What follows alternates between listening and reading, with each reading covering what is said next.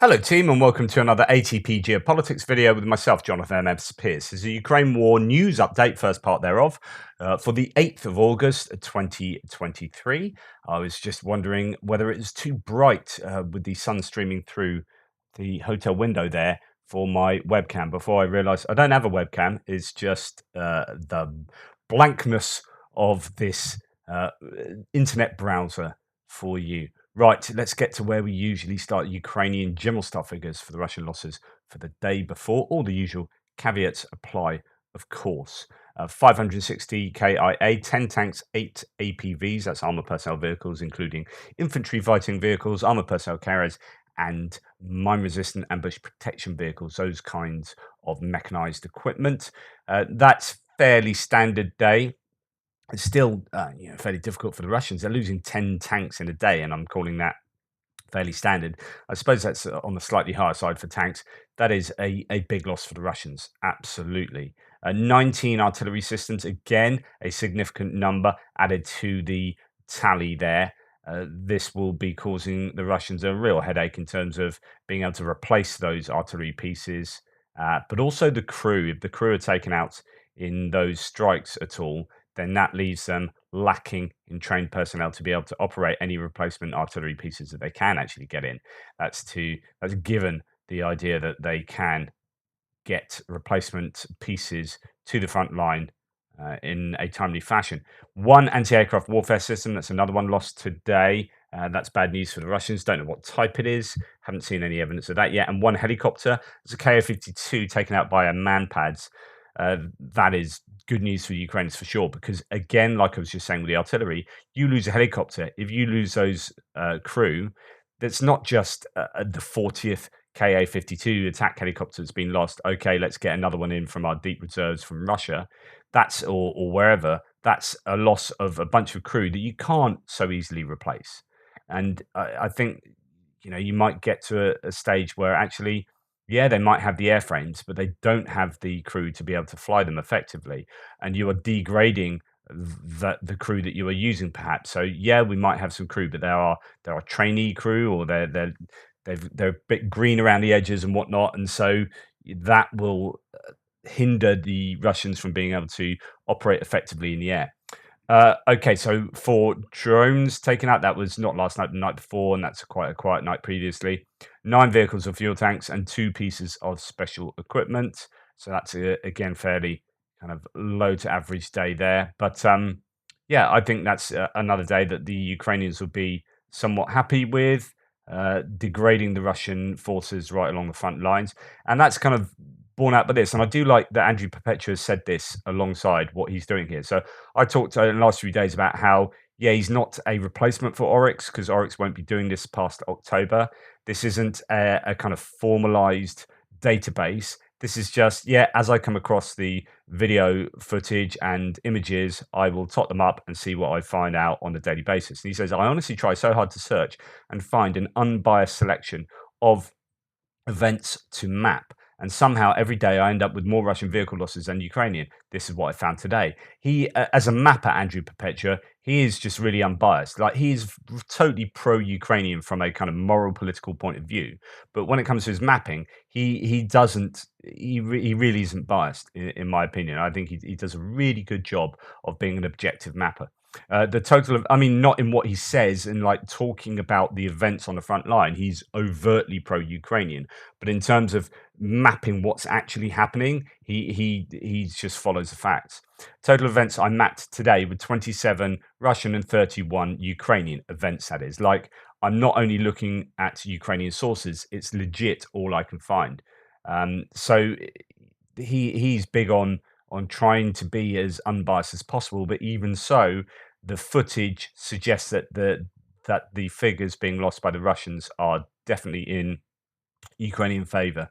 So you can see a lot of tanks being lost there. That's well, double the tanks that the Ukrainians are losing. IFVs double the number. Artillery, whew, what 10-1 is that? Something like 10-1 in Ukraine's favor, maybe even 11. So that is really significant, and that fits in line with what we are seeing from the general staff in terms, certainly in terms of artillery. Now, of course, 19 lost yesterday, according to General Staff. You're not going to have every single piece of artillery uploaded to the internet for the delight of people sitting in their boxer shorts in their mum's basement checking. That's not what I'm doing. Checking out what's going on. So this shouldn't uh, you know parallel those general staff figures. Is highly unlikely that that ever be the case. But what you want to try and work out is whether the numbers are broadly proportional to what you see with the general staff, and if they are, then okay, we've got a good rationale to believe at least somewhat what the general staff are claiming. And surveillance comms. So there's that's sort of ISR, intelligence, surveillance, reconnaissance. That's your uh, if we come back to here, that's your special equipment there. Anyway, moving on, the Ka-52 was taken down in the Robotna area. So this is where they are quite active, hammering the Ukrainian mechanized equipment because they do have a range advantage. If they're just using their standard ATGMs that are loaded on board, anti-tank guided missiles, then they have about an 8 kilometer range, I think, from the height they fly. Obviously, they're going to be keeping as low as possible. The higher you get, the more easy you are to spot, and the more vulnerable you are to anti aircraft defense systems. So they keep low. That gives them about an 8 kilometer range on the anti-tank guided missiles that outrange the Ukrainian manpads, the man portable air defense systems like the Stingers that they use that have about a 5 kilometer range. But if they use a more updated ATGMs that they have, and the UK intelligence were talking about this, then they have a much greater range advantage. The fact that this was taken down by a manpad, I think, is interesting. It's probably one that wasn't using the upgraded missile system on board, and that could tell you something in and of itself. So, what other stuff do we have? Here's just a bit of footage. I generally try not to show too much footage because I get hammered for it. But that is a HIMARS being used on a Mr. B piece of artillery.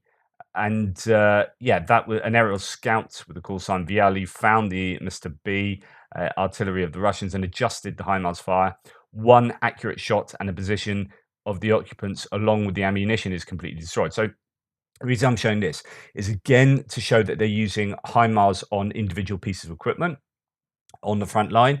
And this is it's not a change now because they've been doing this since the counteroffensive started, but it's just reminding you that that is taking place. HIMARS are being used on the front line in a way that actually HIMARS were kind of designed. They weren't necessarily designed to be these long range pieces of kit that take out high value targets behind front lines. They are just the modern iteration of artillery. So instead of getting a towed piece of artillery and then firing 20 shells and using a spotter, not necessarily a drone spotter, but some reconnaissance on the ground to try and walk it in. Then we had drones coming along. Okay, let's use a drone. Still, you walk it in, 20 rounds it takes to try and hit that piece of artillery. Now you got HIMARS, drives up, gets coordinates from a drone, hits it with one shot, drives off. Job done. So that is just a much better piece of artillery. Okay, it's expensive, but then you're not using 20 rounds. You're not going to lose them as often as you're going to lose artillery to counter battery fire, towed artillery, for example, etc., etc. And so this is the kind of modern, more expensive, but more accurate version of artillery. And they're taking out these pieces, but also taking out the ammunition there. And because when you can see this looks like airburst around it, that's your almost certainly your tungsten fragments flying out from these. If they're using that particular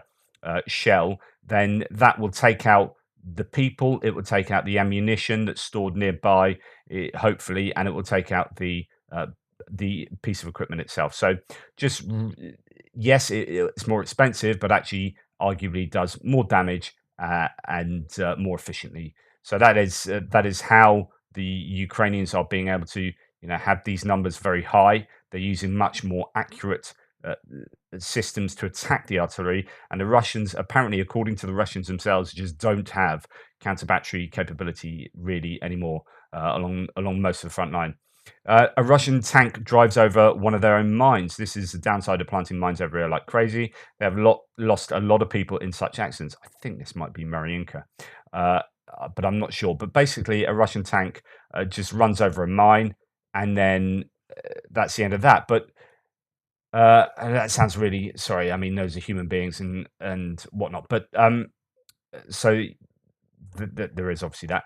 Uh, the point here, though, point is showing this is that the Russians have laid mines so densely and so like just pretty much everywhere that I think we are, as Mr. Parrott here says, seeing a lot of Russian losses on their own mines, and that's just and the best will in the world, if you are mapping these as accurately as possible, you put so many down. It's not that every single, tank crew and every single infantry company is going to know where every single mine is. It's just an impossibility, and so that you are going to have a lot of effectively friendly fire incidences here with regard to mines. And I'm sure that'll be the same for both sides, but more so for the Russians who are just like blanketed whole areas with mines. And then of course it means that they can't move so much in those grey areas.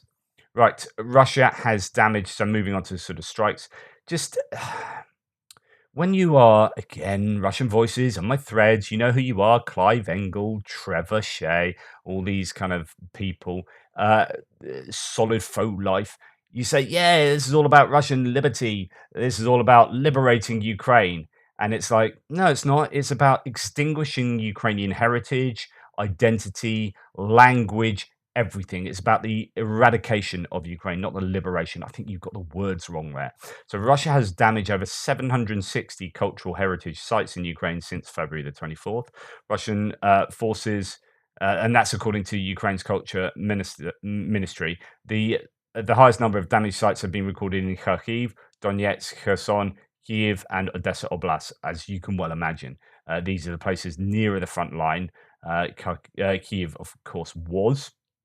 But Kharkiv, particularly, I mean, a place rich with history, up in the north of Ukraine there, university town or city, the second biggest city in Ukraine, and that's been absolutely hammered. Some heard some Russian voice yesterday, I think it was on Twitter or something, was talking about cluster munitions, and or maybe it's on one of my threads actually, I think. And it was called out by someone else, but also by myself, saying, "Oh my goodness, Ukraine using cluster munitions in this kind of place, as if like Russia were completely innocent and the claim about Ukraine was true." It's like, you do realize you've been using cluster munitions since February last year. It's like, no, no, I haven't proved it. Where's the where's the evidence? Like, just go onto Twitter and search Kharkiv cluster. That's all you need to do, and you'll find video evidence of Russia hitting, absolutely hammering with much bigger cluster munitions, not these sort of little hand grenade ones, but like rocket cluster munitions with big old explosives on board, hammering fired directly into the city of Kharkiv.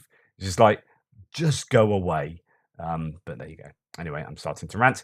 Talking about this kind of activity, though, at least 5 people have been killed. Well, actually, it's 7 now. 18 injured as a result of Russian strikes at the center of the Ukrainian city of Pokrovsk in the Donetsk Oblast this evening. This was announced by Ukraine's Minister of Affairs, Ihor Klimenko. I mean, it almost looks like a World War II scene, doesn't it? Just it looks, yeah, positively horrible. And that is what happens when you just attack a city, I guess, or a town with those kind of munitions. Interior Minister, 5 killed again in Pokrovsk. Russian troops struck Pokrovsk in Donetsk, killing at least 5, wounding 18. But then that's just a different image there. Now, actually, it also led to among the dead is a deputy chief of the state emergency service in the Donetsk region. Now, whether that person, whether the emergency services were the intended target of these, I mean, that's disgusting if that's the case. Like taking out emergency services, that whose sole, uh, raison d'être is to save people's lives. You know, that's like taking out doctors. So anyway, 7 dead, 67 injured. Actually, is the latest, and that is a much that not from 5 and 18. It's actually 7 and 67, probably more now as a result of the Russian missile strike, and that's a hellscape of liberation, says Ilya Ponomarenko. And that is what Russian attack looks like. That's what liberation looks like, isn't it? Just throwing missiles into a civilian area of a city. Yeah. When it comes to the strikes that were made on the airport, the air base, I should say, the Konstantinie air base in the Khmelnytsky region, where the Su-24s with the Storm Shadows are based. So this is the retaliation after those two vessels were struck with naval drones. The Russians then did a massive wave or a couple of waves of missile and Shahed drone attacks on Ukraine. Someone's done a satellite image analysis of that airbase because there were thought to be maybe some Kinzhals that got through the hypersonic missiles. Uh, Ukrainian claims were that not much damage was done. Actually, it was more to do with houses near the base and whatnot. And the Russians obviously saying, yeah, successful. They were claiming they had a really successful every target was hit type night. So the two ends of the spectrum. Well, actually, a satellite analysis of the base kind of supports the Ukrainian position here. So satellite image of the consequences of the Russian missile strikes on the base. As you can see, the shelling was practically ineffective. I don't know that I have the ability to analyze this as well, but I'm relying on someone else here. So obviously some Ukrainian analysis looking at what was struck, and it doesn't seem to be a particularly meaningful strikes on the base, and that would support the Ukrainian narrative over the Russian MOD narrative. Right, moving on. So Donetsk was hit yesterday. Could be shelling, could be HIMARS, could be Storm Shadow. Unlikely Storm Shadow because Donetsk is fairly close to the front line, so I don't think they'd use those. But yeah, that is probably one of many places that have been struck. I just don't have too much information on other places, but you can rest assured that HIMARS and Storm Shadows will have been busy last night. Moving on to other bits and pieces.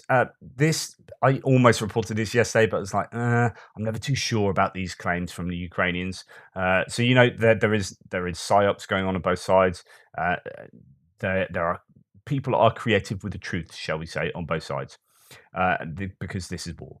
This is a third report of Russian chemical weapons used in Ukraine thus far. So Brigadier General Alexander Tarnavsky, commander of the Tavria Group of forces, reports that Russia is using chemical munitions. He claims in the area of Novodanilivka, two multiple launch rocket system barrages containing the chemical substance, presumably nitrochloroform, was used. No one was injured. So that is a claim, and that's quite a widely distributed claim. There's a lot of people sort of talking about this. Obviously, probably coming only from one source, right? The question is that correct? Is it true? I don't know. It's out there. Would it surprise me if it was true? Not really. Is it more probably true than not? I don't even know that. Just there's a claim. Not sure about the truth of it. So, also Zelensky there has been a foiling of an assassination plot on the life of Zelensky, foiled by the security service, says Ukraine. So, Ukraine's security service claims to have foiled a plot to assassinate the country's president, Zelensky, after the arrest of a woman suspected of gathering intelligence about his movements. The unnamed woman was said by the security service of Ukraine, known as the SBU, to be gathering information about Zelensky's visit to the southern Mykolaiv region, on which it is said Russia was planning to unleash a major air assault. On his Telegram channel, Zelensky said the head of the SBU had updated him on the fight against traitors. A drone attack on Moscow earlier this year, attributed to Ukraine's military, has been described by the Kremlin as an attempt to assassinate Vladimir Putin. Of course, that's complete nonsense. The two small drones hitting the domed roof of Kremlin is never an assassination attempt on Putin, for which it was claimed there would be reprisals. At the start of the war, Zelensky had said he was aware that Putin wanted him dead. More than 400 Russian mercenaries from the Wagner Group were reported to have been in Kyiv in February 2022 with orders to kill Zelensky as part of a, quote, decapitation strategy. I think it's one of the biggest successes of the war, actually, that Zelensky is still alive. We kind of take it for granted, but my goodness, there must be a number of assassination attempts on him, and it's so difficult when Ukraine and Russia are so geographically similarly, well, they're neighbors, right? And there's a lot of assimilation of the cultures and people. So you'll have pro Russian Ukrainians as well as, obviously pro Russian Russians speaking Russian, but that might not be too unusual. It's easy for people to get close to Zelensky for sure, and especially as he's going out on a limb and visiting a number of places. Now, even if they are ad hoc visits or ones that are not properly announced, there are going to be people around that could do a job on Zelensky. I think it's absolutely amazing that he is still alive, given Russia's form in this kind of area. Russia have gone into the UK and murdered people with poison. You look at Navalny, you look at the Georgian leader, you look at all sorts of their own politicians and people within Russia who have fallen out of windows or suddenly died. Yeah. AIDS claimed in March last year that Zelensky had survived 3 assassination attempts in 1 week, and there have been dozens more. Goodness me, his security entourage must be one of the hardest working because he's everywhere, right? He's always going around the world drumming up support. I mean, he's the hardest working politician I think that there has ever been. Personally, I'd struggle to imagine a harder working politician. Um, and if that means his security entourage must just be like exhausted. The SBU said Ukraine had become aware of the latest plot ahead of time and that additional security measures were put in place during Zelensky's visit, so on and so forth. But yeah, certainly an area. This is an area I would like to get some more information on and do some more discussion on because again, it's these little things that we take for granted, literally like Zelensky exists. You kind of take that for granted, but it is like a minor miracle. I don't believe in miracles, but it is absolutely incredible, and it's down to the hard work. The reason I don't believe in miracles is because there's always better explanations, like the really hard work of security agencies working to keep that man alive, and the secrecy with which they organise, big visits and events. Zelensky has warned, staying on him, has warned that Russia will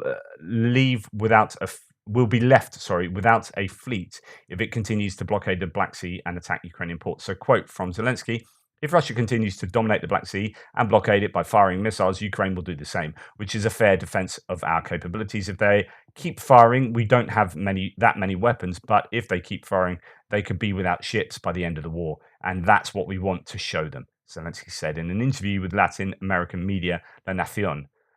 Again, just going back to what I said, here he is being interviewed by a Latin American media organization.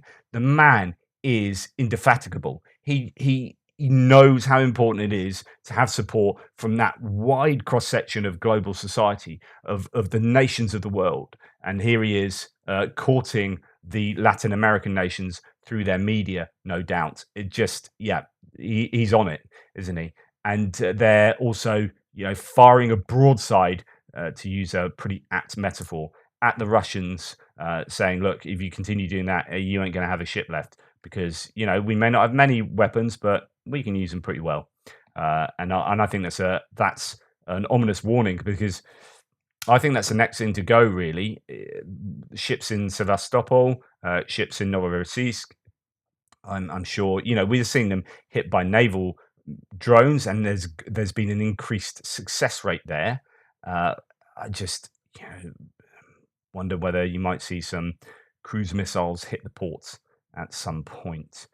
Anyway, that's the first part of the news done and dusted for today. Please like, subscribe, and share. Thank you so much for your support. Thank you for those supporting with YouTube. Thanks. And on Buy Me a Coffee, it really, really is appreciated.